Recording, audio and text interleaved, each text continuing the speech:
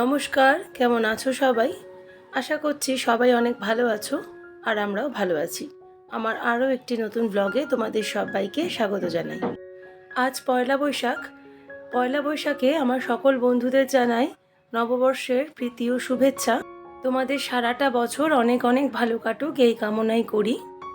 আর এখন সকাল সকাল আমি রান্নাটা বসিয়ে দিয়েছি। আজকেও সকালে করছি পটল আলুর তরকারি।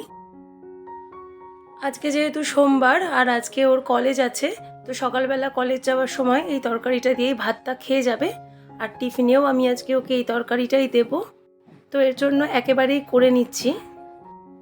আর এখন টিফিনের রুটিটাও করে নিয়েছি আর আমাদের জন্য দু একটা এক্সট্রা রুটিও করেছি। তো এখন এখান থেকে ছেলেকে টিফিন প্যাক করে দেব। আর এখন বাজে সকাল 9টার কাছাকাছি। এখন বড় ছেলে কিন্তু কলেজে বেরিয়ে গেছে। আর এখন আমি একটু রান্নাঘরের গ্যাস ওভেনটা একটু পরিষ্কার করে নিচ্ছি। আমাদের তো পটল আলুর তরকারি করেছি আর ওর বাবার গতকালের আলু পোস্ত ছিল আর একটু মুগের ডাল করে দিয়েছি। তো ব্যাস আমার রান্না কিন্তু কমপ্লিট হয়ে গেছে আজকে সকাল সকাল। তো এখন আমি গ্যাস ওভেনটা মুছে পরিষ্কার করে নিচ্ছি।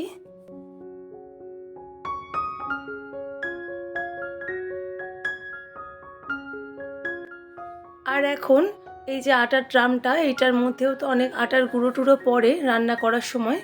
তো এই আটার ড্রামটাকেও ভালো করে এইভাবে মুছে পরিষ্কার করে তুলে দেব। রান্না টান্না হয়ে যাওয়ার পরে আমি সাধারণত কন্টেনারগুলো এইভাবে একটু জল ন্যাকড়া দিয়ে ভিজে করে মুছে তারপরেই তুলি। তাহলে কি বলতো, রান্নাঘরের যে তেল চিটে ব্যাপারটা সেটা আর কন্টেনারটার মধ্যে ধরে না।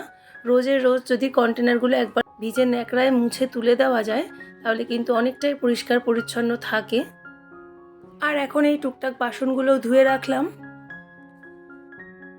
আর এখন আমি একটু চা করে নিচ্ছি নিজের জন্য।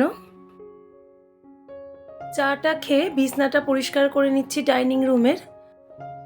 আর ওর বাবা কিন্তু সকালবেলায় বাজারে গেছে, একটু সবজি ফল আনার দরকার ছিল, তো সেগুলো আনতে গেছে। আর ছোট ছেলে এখনও ঘুম থেকে ওঠেনি, ওকে ঘরটা ঝাঁট দেওয়ার পরে ওকে ডাকবো। তো বড় ছেলে বেরিয়ে গেলেই আমি বাসি কাজকর্মগুলো করার সুযোগ পাই, নাহলে সকাল থেকে অনেকটা তাড়াহুড়ো থাকে। ওই অত তাড়াহুড়োর মধ্যে আমি আর বাসি কাজটা করার সময় পাই না। তো এখন চা খেয়ে ধীরে সুস্থে বাসি কাজটা করে নিচ্ছি। আর আজকে তো রান্না হয়েই গেছে। আর গতকালের আলু পোস্ত আর ডাল দিয়ে ওর বাবা খেয়ে নেবে আর আমরা একটু পোস্ত আর একটু পটল আলুর তরকারি দিয়ে মা ছেলেতে খেয়ে নেব। আর এখন পুরো ডাইনিং রুমটা ভালো করে ঝাঁট দিয়ে নিলাম।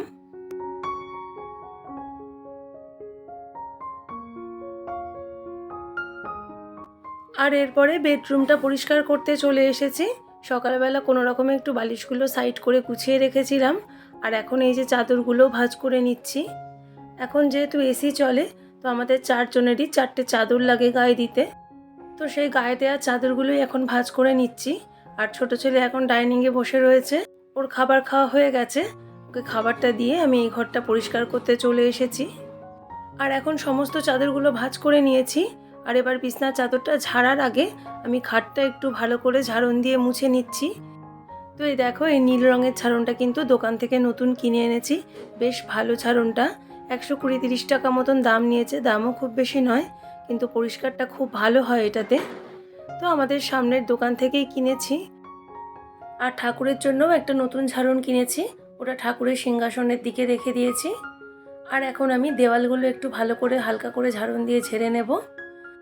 দুদিন পরে পরে এই দেওয়ালগুলোর ওপরে দেখি ধুলো ময়লা আটকে যায়, তো এর জন্য আমি 2-3 দিন পরে পরেই একটু ঝাড়ন দিয়ে এভাবে হালকা করে ঝেড়ে নিই, তাতে ধুলোটা আর খুব বেশি জমে না।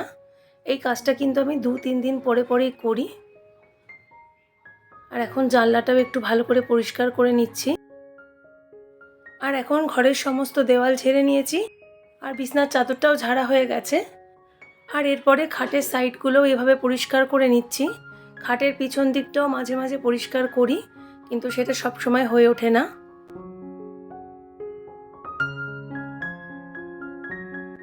আর এখন বালিশগুলো গুছিয়ে রেখে দিলাম। এরপরে ছোট বিছনাটাও পরিষ্কার করে নেব।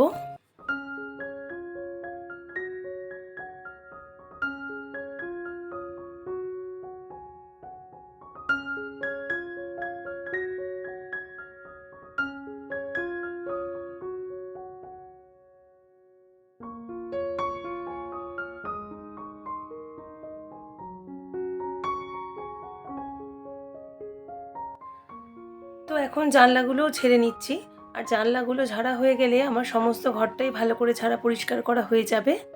আর এরপরে আমি চলে যাব ঠাকুরের তাকটা পরিষ্কার করতে।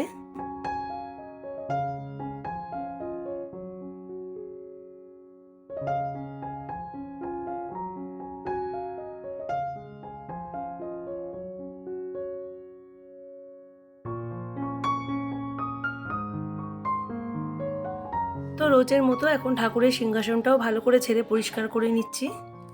বালিশগুলোকে নামিয়ে একটু ঝেড়ে নিলাম, আর এখন ঠাকুরের যে তোষকটা আছে সেটাকে ভালো করে ঝেড়ে নিচ্ছি ওপর থেকে।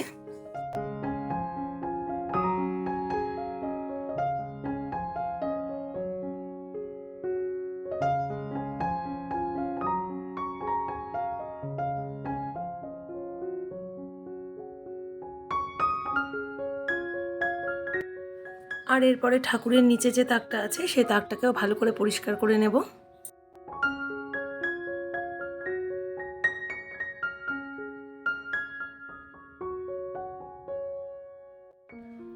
আর এখন ঠাকুরের তাকটা পরিষ্কার করা হয়ে গেছে, আর এখন ড্রেসিং টেবিলের মাথাটা রোজের মতো পরিষ্কার করে নিচ্ছি। পুরনো ঝাড়নটা আছে, এটাকে আর ফেলিনি, ভাবলাম যে এটা যতদিন চলে চলুক, ততদিন এটা দিয়ে কাজটা চালিয়ে নিই। তো এখন এই পুরনো ঝাড়নটা দিয়েই ঝেড়ে নিচ্ছি, আর ড্রেসিং টেবিলের ভেতরটাও ভালো করে ঝেড়ে পরিষ্কার করে নিচ্ছি। এগুলো 2-3 দিন পর পরই পরিষ্কার করতে লাগে, না হলে কিন্তু দেখি যে ঠিক ধুলো জমে যাবে।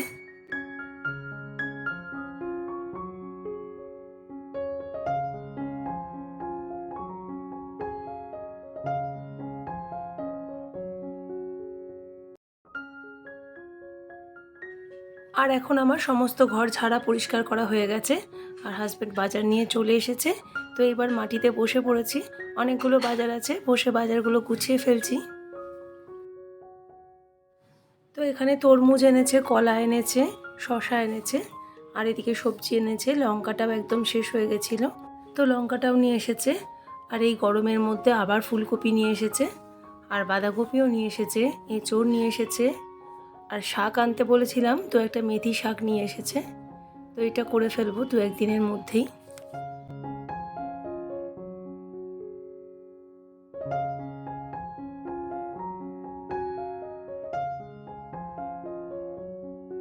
আর বেশ কচি কচি ঢ্যাঁড়স নিয়ে এসেছে, তো কয়েকটা ঢ্যাঁড়স বার করে নিলাম, ছোট ছেলেকে ভাতে দেব। আর পটলও নিয়ে এসেছে 1 কেজি মতো। তো পটলগুলো আমি এখন বড় একটা বাটির মধ্যে নিয়ে নিচ্ছি, এরপরে ভালো করে ধুয়ে জলে দিয়ে এরপর কিন্তু আমি ফ্রিজে রেখে দেব। এইভাবে যদি পটল রাখা যায়, পটল কিন্তু একদম শুকিয়ে যাবে না, একদম টাটকা অবস্থায় কিন্তু 15-20 দিনের বেশি থাকে। তো এটা আমার মায়ের থেকেই আমার শেখা, তো সেভাবেই করি, দেখি কিন্তু খুব ভালো ফল পাই।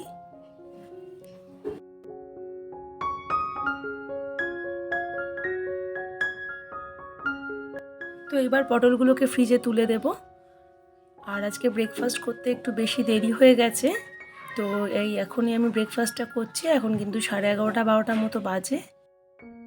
তো আমার আর হাজব্যান্ডের জন্য ব্রেকফাস্টে আজকে এইটাই বানিয়েছি। এটা কি বলো তো, এটা কিন্তু দেখতে একদম ডিম টোস্টের মতন লাগছে, তাই না? কিন্তু আমরা তো ডিম খাই না, তো এটা কিন্তু একদম ভেজ একটা জিনিস। এটাকে বলে নিরামিষ ডিম টোস্ট। তো তোমরা যদি রেসিপিটা জানতে চাও আমাকে জানিও কমেন্টে, আমি তোমাদেরকে নিশ্চয়ই করে দেখাবো। তো এরপরে দুপুর আর বিকালের দিকে কোনো ভিডিও শ্যুট করিনি। তো সন্ধ্যেবেলায় গেছিলাম বাপের বাড়ি, তো ওখান থেকে ভাই আমার 2 ছেলের জন্য নববর্ষের জন্য এই জামা প্যান্ট কিনেছে। এটা হচ্ছে বড় ছেলের জন্য 2টো প্যান্ট কেনা হয়েছে, আর ছোট ছেলের জন্য একটা জামা প্যান্টের সেট। তো এগুলো ভাই আমাকে দিল। আর আমি এবার পয়লা বৈশাখে কারোর জন্যই কিছু কিনতে পারিনি, একটু আর্থিক অসুবিধা আছে বছরটা, তো কি আর করব, আমি আর কিছু কিনিনি। ভাই যা কিনেছে ওইটাই ছেলেদেরকে পরাবো। তো দেখো, ভাইয়ের বউ গেছিলো কেনাকাটা করতে, তো 2 ছেলের জন্য কিনে দিয়েছে। বেশ সুন্দর হয়েছে না জামা প্যান্টটা দেখতে? তো এটা নববর্ষের দিন ছোট ছেলেকে পরাবো, আর বড় ছেলেকেও প্যান্টগুলো পরাবো। তো এখন অনেক রাত হয়ে গেছে, এর জন্য আজকের ভিডিওটা আমি এখানেই শেষ করলাম। দেখা হবে পরবর্তী নতুন ব্লগ নিয়ে। সবাই খুব ভালো থেকো।